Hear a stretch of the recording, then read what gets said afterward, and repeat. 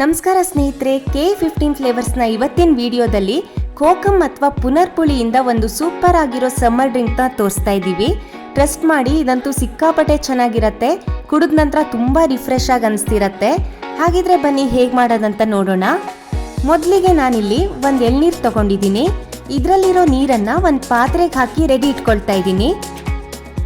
ಇದಾದ್ಮೇಲೆ ಮಿಕ್ಸರ್ ಜಾರ್ಗೆ 1.5 ಕಪ್ ಕಾಯಿ ತುರಿ ಹಾಕಿ ರೆಡಿ ಇಟ್ಕೊಂಡಿರೋ 1.5 ಕಪ್ ಎಳ್ನೀರನ್ನ ಇದಕ್ಕೆ ಸೇರಿಸಿ ನುಣ್ಣ ಗ್ರೈಂಡ್ ಮಾಡ್ಕೊಳ್ತಾ ಇದ್ದೀನಿ.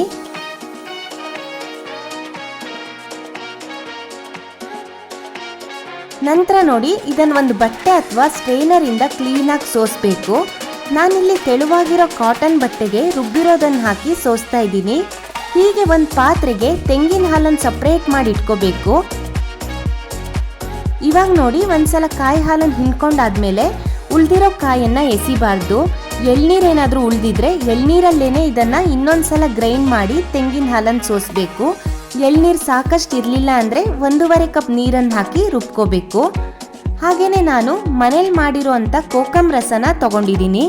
ಸಕ್ಕರೆ ಕಡಿಮೆ ಹಾಕಿ ಮಾಡಿರೋದ್ರಿಂದ ಇದು ಸ್ವಲ್ಪ ಹುಳಿ ಹುಳಿಯಾಗಿದೆ. ಇದಿಷ್ಟು ರೆಡಿ ಇಟ್ಕೊಂಡ್ಮೇಲೆ ಸರ್ವಿಂಗ್ ಗ್ಲಾಸ್ ತಗೊಂಡು ಫಸ್ಟ್ ನಾನು 4 ಟೀ ಸ್ಪೂನ್ ಕಾಮಕಸ್ತೂರಿ ಬೀಜ ಹಾಕ್ತಾ ಇದ್ದೀನಿ. ನಂತರ 4 ರಿಂದ 6 ಐಸ್ ಕ್ಯೂಬ್ಸ್.